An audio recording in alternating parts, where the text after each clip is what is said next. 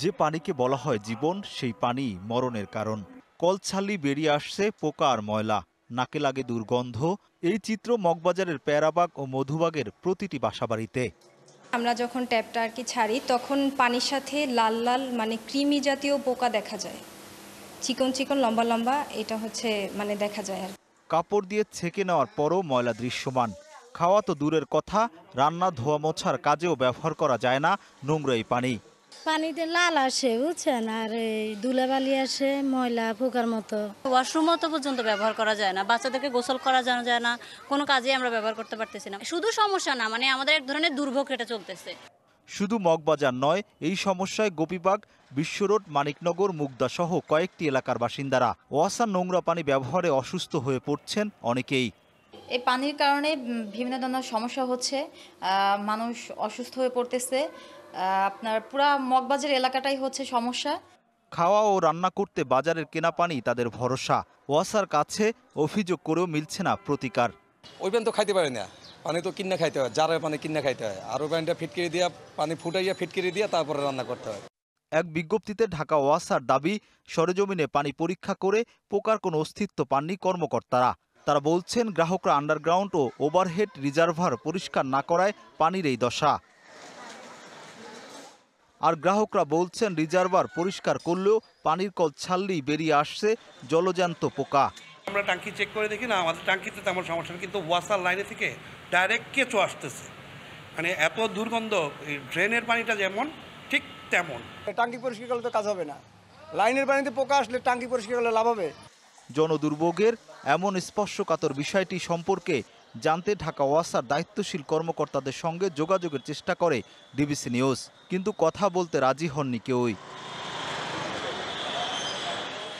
Rakib Hossain, DBC news, Dhaka.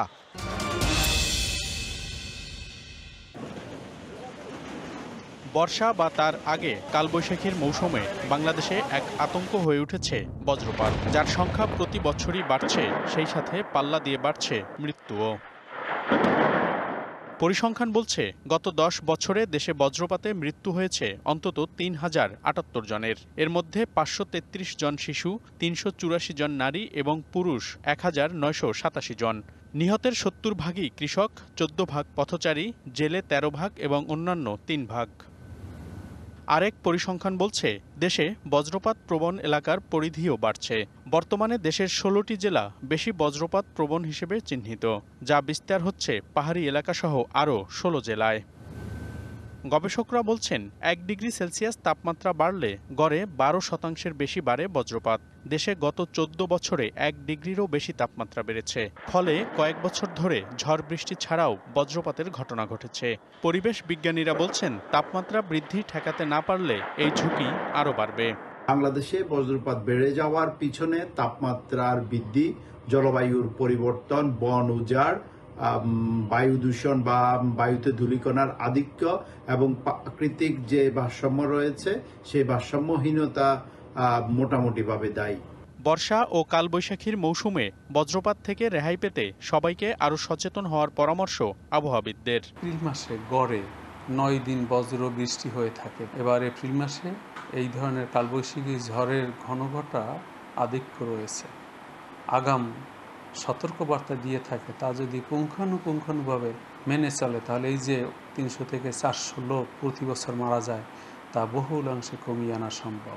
বজ্রপাত থেকে রক্ষা পেতে বেশি ঝুঁকিপূর্ণ এলাকায় বজ্র নিরোধক যন্ত্র লাইটনিং অ্যারেস্টার স্থাপন করেছে সরকার, কিন্তু তাতেও খুব একটা কাজে আসছে না।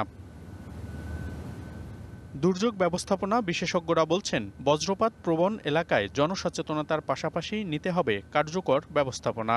আগাম সংকেতের ব্যবস্থা করতে হবে, কিন্তু আমরা জানি না যে আকস্মিকভাবে কখন আসবে। প্রযুক্তিভিত্তিক এক ধরনের ওয়ার্নিং বা সতর্ক সংকেত অবশ্যই দিতে হবে এবং সেটা মানুষকে ডিসিমিনেট করতে হবে, মানুষকে সে বিষয়ে জানতে হবে। 2016 সাল থেকে বজ্রপাতকে দুর্যোগ হিসেবে ঘোষণা করে বাংলাদেশ। মনিরুল সোহাগ, ডিবিসি নিউজ, ঢাকা।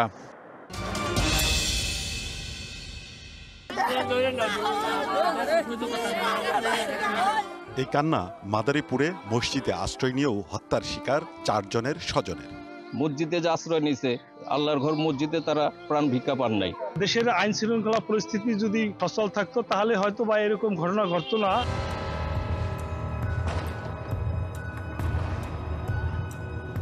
ঢাকা বিভাগের 13 জেলাতেই গেল 6 মাসে ঘটেছে এমন নৃশংস অনেক ঘটনা। আমার ভাইয়ের এরকম করে মারলো, এই জন্য একটা ভালো বিচার হয়। পরিসংখ্যান বলছে গেল 5ই আগস্টের আগের 6 মাসের তুলনায় পরের 6 মাসে মোট মামলা কমলেও বেড়েছে নৃশংসতার মাত্রা, বেড়েছে হত্যা, ডাকাতি, দস্যুতা ও শিশু ধর্ষণের মতো ঘটনা।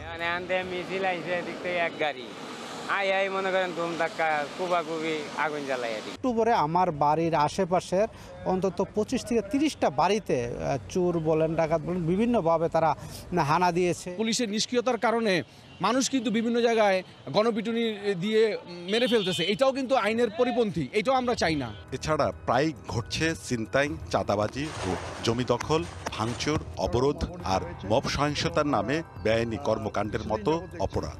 একটা মব তন্ত্রের মাধ্যমে যে কোনো কিছু সংগঠিত করলেও তাকে গ্রেপ্তার করা হচ্ছে না, এই জন্য জনগণের ভিতরে আইন নিজের হাতে তুলে নেওয়ার প্রবণতা লক্ষ্য করা যাচ্ছে। এসব ঘটনায় শঙ্কিত বাসিন্দারা, অনেকেরই প্রশ্ন নিরাপত্তা নিয়ে। চুরি যাওয়া অস্ত্রগুলা বা লুট হওয়া অস্ত্রগুলা ওইগুলা দিয়ে এইগুলা করতেছে। সকল অস্ত্র উদ্ধার করতে পারে নাই, তো এটা আমাদের জন্য বিশাল হুমকি। এর বাইরে গাজীপুরের কারাগার থেকে বুয়েট শিক্ষার্থী আবরার হত্যার ফাঁসির আসামি, নরসিংদী কারাগার থেকে কয়েদিদের পালানো আর অস্ত্র লুটের ঘটনায় উঠে আসে আইনশৃঙ্খলা পরিস্থিতির নাজুক চিত্র। জানেন যে অনেক অস্ত্র উদ্ধার হয়েছে এবং এটা আমরাও আমাদের হেফাজতে আনার চেষ্টা করছি এবং বিষয়টা প্রক্রিয়ায় আছে। বাইরে যেগুলো আছে এগুলো নিয়েও কাজ করছে বিভিন্ন আইন শৃঙ্খলা এবং গোয়েন্দা সংস্থা, অচিরেই উদ্ধার হয়ে যাবে বলে আশা করি। বিশ্লেষকরা বলছেন দীর্ঘ সময় রাজনৈতিক প্রভাবের কারণে প্রশাসনের পক্ষপাতমূলক আচরণ ও পুলিশের হঠাৎ নিষ্ক্রিয় হয়ে যাওয়ায় বেড়েছে অপরাধ প্রবণতা। পুলিশের নিষ্ক্রিয়তার পিছনে বিগত রাজনৈতিক কারণটা একটা বিশাল ইস্যু হতে পারে এবং এই পুলিশের বা প্রশাসনের নিষ্ক্রিয়তার জন্যই হচ্ছে অপরাধীরা অপরাধ প্রবণতা বৃদ্ধি পাচ্ছে উত্তরোত্তর।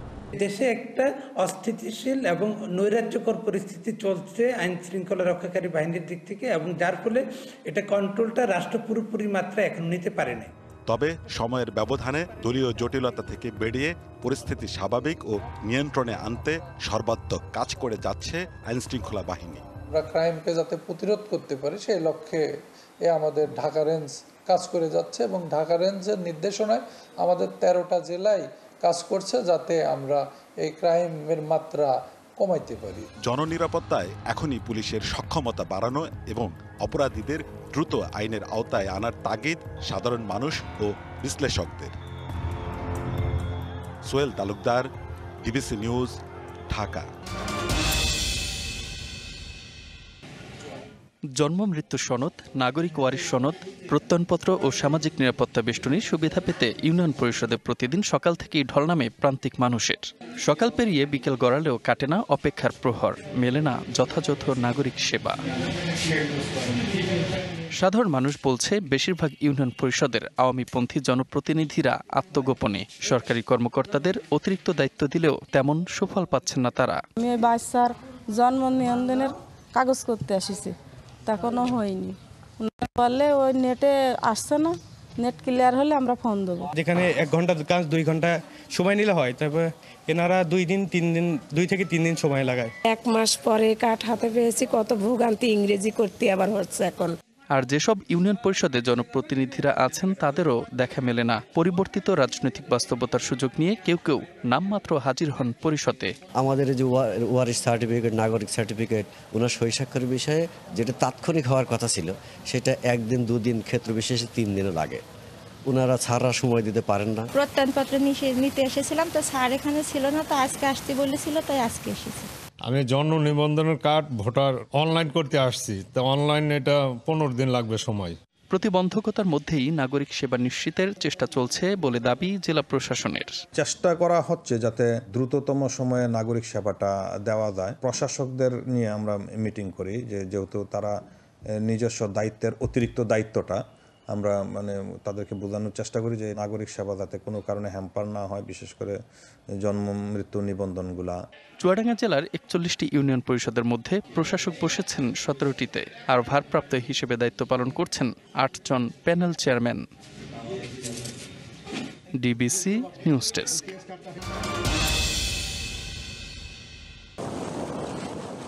জয়পুরহাটে বিদ্যুৎ চালিত গভীর অগভীর নলকূপের সংখ্যা প্রায় ৬,০০০। শুধু বোরো নয়, আলুসহ অন্যান্য ফসল চাষাবাদে এ জেলায় প্রায় সারা বছর সচল থাকে সেচ যন্ত্র। কিন্তু এবার বোরো মৌসুমে মাঠ থেকে ব্যাপক হারে চুরি হচ্ছে বৈদ্যুতিক মিটার ও ট্রান্সফরমার। চুরি যেন না হয় সেজন্য সেচ যন্ত্রের মালিকদের কাছে চাঁদা আদায় করছে একটি চক্র, আর না দিলে দায়িত্বে থাকা কর্মীদের হাত পা বেঁধে নিয়ে যাচ্ছে ট্রান্সফরমার। গলাতে চুরি ধরে বান্ধে থুয়ে ডিবের ট্রান্সফরমার, তার, বোর্ড এগুলো সব নিয়ে গেছে।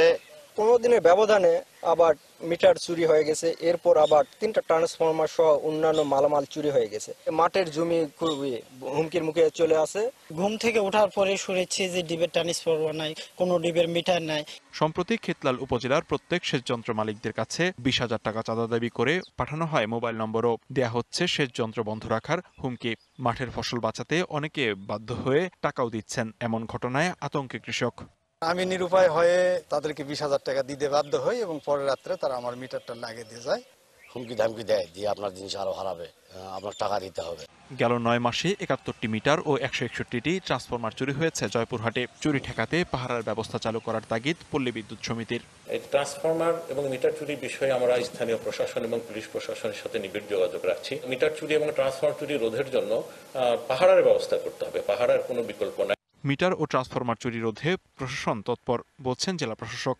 নাম্বারগুলি ট্যাগ করে দেখা গেছে যে আসলে এগুলি পার্শ্ববর্তী যে জেলা বগুড়ার শিবগঞ্জের দিকে এই নাম্বারগুলির অবস্থান পাওয়া যায় সচরাচর। ইতিমধ্যে আমাদের জয়পুরহাট জেলার পুলিশ সুপার তিনিও এই বিষয়ে তৎপর আছেন। লোকালি 2টা টিমকে মনে হয় তারা অলরেডি ধৃত করেছে। চুরি ঠেকাতে সেচ যন্ত্র মালিক, কৃষক ও প্রশাসনের সমন্বিত উদ্যোগ চান স্থানীয়রা। DBC news desk. Barishal Sher e Bangla medical college হাসপাতালের ডেন্টাল ইউনিটের 20 চেয়ারের মধ্যে বিকল অর্ধেকই। এক্স-রে মেশিন ও ফিল্ম সংকট দীর্ঘদিনের। ক্লাস নেয়ার জন্য নেই পর্যাপ্ত কক্ষ, নেই কোনো দন্ত সংযোজন ল্যাব কিংবা অপারেশন থিয়েটার। ডেন্টাল যে চিকিৎসাটা মানে দন্ত মুখের যে চিকিৎসাটা সেটা খুব মানে ভাস্ট। মনে হয় কলেজ হলে যখন এটা একদম সেপারেট হয়ে যাবে, আরও মানে সরকার থেকে যা যা লাগে ওভাবে তখন আলাদাভাবে সবকিছু ডিল হবে। আর এক্সরে করে বাইরে তো 600 টাকা নিচে, যদি থাকে এক্সরে তো লাগবে না টাকাটা। ডেন্টালের শিক্ষার্থীদের জন্য 5টি বিভাগে বিভক্ত থাকলেও সীমাবদ্ধ রাখা হয়েছে একটি বিভাগে। একটা সেকশন আমাদের এখানে দিয়ে দিয়েছে জাস্ট, কারণ আমাদের জন্য একটা আলাদা ইউনিট বা একটা বিল্ডিং হলে খুবই সেটা আমাদের জন্য ভালো হয়। 5টা ইউনিট এক জায়গায় কাজ করতে আছে, তার জন্য আমরা প্রপারলি কোনো কাজ করতে পারছি না। প্র্যাকটিক্যাল করাবে এমন কোনো ইনস্ট্রুমেন্টও নেই। আমাদের পর্যাপ্ত রোগী আছে, বাট আমরা প্রপারলি সাপোর্ট দিতে পারতেছি না, তাদের ট্রিটমেন্টও দিতে পারতেছি না। তবে দ্রুতই এ সংকট নিরসনের কথা বললেন অধ্যক্ষ। ওদের যেটা প্রয়োজন সেটা হচ্ছে একটা আলাদা ডেন্টাল ভবন, ডেন্টাল একটা নতুন একটা ভবন হবে, তখন এই সমস্যাগুলি অনেকটাই থাকবে না। হ্যাঁ, একটা স্থান সংকুলন আছে, যন্ত্রপাতির অভাব আছে, টিচার স্বল্পতা আছে, তাদের পাঠদানটা আমি বলবো যে মানসম্পন্ন হচ্ছে না। 2012 সালে শের-ই-বাংলা মেডিকেল কলেজে প্রতিষ্ঠিত হয় ডেন্টাল বিভাগ। 50 শিক্ষকের পদ থাকলেও রয়েছেন মাত্র 14 জন। DBC news desk. যেখানে একসময় দিনে গড়ে 14 থেকে 18টি সিজার করা হতো, সেখানে 5 মাসের বেশি সময় হয় না কোনো অপারেশন। অযত্নে পড়ে আছে লেবার ওয়ার্ডের অপারেশন থিয়েটার। একই অবস্থা অন্যান্য বিভাগেও। বহির্বিভাগের কক্ষে মেডিকেল কর্মকর্তার নেমপ্লেট থাকলেও রোগী দেখছেন উপসহকারী কমিউনিটি মেডিকেল কর্মকর্তা। বেহাল জরুরি বিভাগও, ল্যাবে হয় না এক্স-রে, আল্ট্রাসোনোগ্রাফি। এমন অসংখ্য সংকটে ধুঁকছে ঝিনাইদহের মহেশপুর উপজেলা স্বাস্থ্য কমপ্লেক্স। এই স্বাস্থ্য কমপ্লেক্সে প্রতিদিন গড়ে 350 বেশি মানুষ সেবা নিতে আসে। ভর্তি থাকে 60 জনের বেশি। পদ থাকলেও প্রতিষ্ঠার পর হাসপাতালটিতে যাননি কোনো বিশেষজ্ঞ চিকিৎসক। বর্তমানে 5 মেডিকেল কর্মকর্তা ও 10 উপসহকারী কমিউনিটি মেডিকেল কর্মকর্তা আন্তঃবিভাগ ও জরুরি বিভাগে সেবা দিচ্ছেন। বোমার নিয়ে আসি হসপিটালে বোমার দেখানোর জন্য, সেটা গর্ভবতী। এই হাসপাতালে গাড়ি ডাক্তার থাকি আমাদের কত সুবিধা হইতো। কোনো এমবিবিএস ডাক্তার নেই, আমাদের হার্টের রোগী কিভাবে দেখাবো? মানসিক যে দুর্গতি আর যে সব ডাক্তার আছে ওরা হিমশিম খেয়ে যাচ্ছে। এখানে যদি ভালো সকল ডাক্তার থাকতো তাহলে হয়তো আমরা অনেকটা এগিয়ে যেতে পারতাম। রোগীদের প্রয়োজনীয় প্রাথমিক সেবা দেওয়ার কথা জানালেন উপসহকারী কমিউনিটি মেডিকেল কর্মকর্তা। মেডিকেল অফিসার এখন মানে নেই বললেই চলে। যে কারণে আমরা আসলে উপসহকারী কমিউনিটি মেডিকেল অফিসাররা আউটডোরে সেবা দিচ্ছি, যেটার চিত্র আপনারা দেখতে পাচ্ছেন। উপজেলা স্বাস্থ্য ও পরিবার পরিকল্পনা কর্মকর্তার দাবি, সংকটের মধ্যেও সাধ্যমতো রোগীদের সেবা দেওয়া হচ্ছে। আমরা আমাদের ঊর্ধ্বতন কর্তৃপক্ষের দ্বারস্থ হয়ে সবসময় তাদেরকে আমাদের দুরবস্থার কথাগুলো আমরা জানাই। যখনই আমাদের সমস্ত পদের ডাক্তারগুলো যখন অ্যাভেলেবেল হয়ে যাবে, আশা করি খুব দ্রুত এই সমস্যাগুলো সমাধান হয়ে আসবে। হাসপাতালটিতে 2022 সালের আগ পর্যন্ত 18 বছর বন্ধ ছিল সব ধরনের অপারেশন। TVC news desk.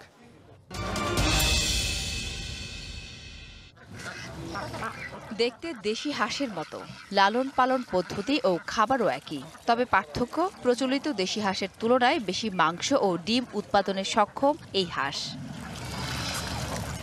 দেশি বিদেশি হাঁসের সংকরায়নের মাধ্যমে এই জাতের হাঁস উদ্ভাবন করেছেন বাংলাদেশ কৃষি বিশ্ববিদ্যালয়ের গবেষক শামসুল আলম ভূঁইয়া। দেশি হাঁস বছরে 70 থেকে 80টি ডিম দেয়, সেখানে বাউডাক দেয় 220 থেকে 230টি ডিম। এছাড়াও মাত্র 10 থেকে 12 সপ্তাহ বয়সে ওজন হয় 2.5 থেকে 3 কেজি। দেশি হাঁসের সাথে সংকরায়ন করা হয়েছে, তা এই জন্য তার আমাদের দেশের উষ্ণ আর্দ্র আবহাওয়ায় অনেকটা উপযোগী এবং প্রান্তিক খামারিরা সেটাকে সহজেই লালন পালন করতে পারবে। ডিম এবং মাংস দুইটার উৎপাদন দক্ষতা দেশি হাঁসের তুলনায় অনেক বেশি। প্রান্তিক খামারিদের কথা চিন্তা করে বেশি মাংস ও ডিম উৎপাদনে সক্ষম এই হাঁসের জাত উদ্ভাবন করা হয়েছে, আর হাওর অঞ্চলের চাষিরা লাভবান হবেন আরও বেশি। এই হাঁসটাকে যদি হাওর অঞ্চলে চাষ করেন, তাহলে ডিম এবং মাংস দুইটাই আপনি সমভাবে পেতে পারেন, যার মাধ্যমে অধিকতর লাভবান হবে কৃষকরা। বাউডাক দেশের আবহাওয়ার সাথে খাপ খাইয়ে নিতে সক্ষম, ওজন দ্রুত বাড়ে, রোগবালাই কম আর ডিমও দেয় বেশি। তাই খামারিদের মাঝে দিন দিন জনপ্রিয় হয়ে উঠছে বাউডাক। বছরে 220টার মতো ডিম দেয়, ওজনও বেশি, তাই আমি অনেক লাভবান এই হাঁস চাষ করি। এটার রোগবালাই কম, আমরা এটা হাঁসটা পাইলে এরা খুব লাভবান। বাউডাক খামারিদের মুখে হাসি ফোটাচ্ছে, তাই সারা দেশে ছড়িয়ে দিতে কাজ চলছে বলে জানান গবেষক। DBC news desk. অন্নপূর্ণা এক বিশ্বের 10ম সর্বোচ্চ উচ্চতার পর্বত, তবে পর্বতারোহীদের মৃত্যুর হার বিবেচনায় বিশ্বের অন্যতম বিপজ্জনক। গত 7 এপ্রিল নেপালে অবস্থিত 26,545 ফুট উচ্চতার দুর্গম এই পর্বত আরোহণ করেন বাবর আলী। খাড়া ঢাল বেয়ে সবসময় তুষার ধস, পাথর খসে পড়া সহ নানা কারণে এভারেস্ট জয় থেকে অন্নপূর্ণা এক বিজয় অনেক চ্যালেঞ্জিং ও কঠিন ছিল বলে জানান তিনি। এই পর্বতটা আসলে এত ডেডলি একটা মাউন্টেন, সবাই চায় এটাতে কত অল্প সময় থেকে অভিযানটা শেষ করে আসবে।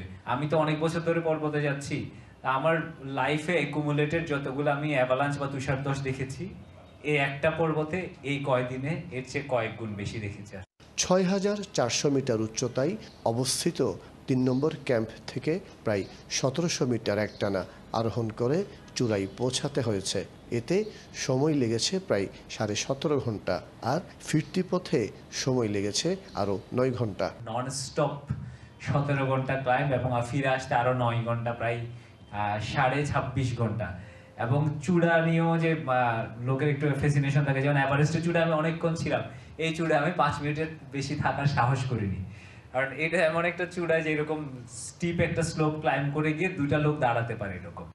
বাংলাদেশের হয়ে বাবর আলী দক্ষিণ এশিয়া উজ্জ্বল দৃষ্টান্ত স্থাপন করবেন বলে প্রত্যাশা অভিযানের ব্যবস্থাপকের। আমাদের বাবরের সামনে অসম্ভব একটা দারুণ সুযোগ আছে, যে 14টা হিসেবে সাউথ এশিয়ার মধ্যে দ্বিতীয় ব্যক্তি হওয়ার মতো। এই জন্য যেটা দরকার, বাবরকে রাষ্ট্রীয় এবং বেসরকারি পৃষ্ঠপোষকতা। গত বছর বিশ্বের সর্বোচ্চ উচ্চতার মাউন্ট এভারেস্ট ও চতুর্থ সর্বোচ্চ উচ্চতার লোটসে পর্বত জয় করেন বাবর আলী। মাসুদুল হক, ডিবিসি নিউজ, চট্টগ্রাম।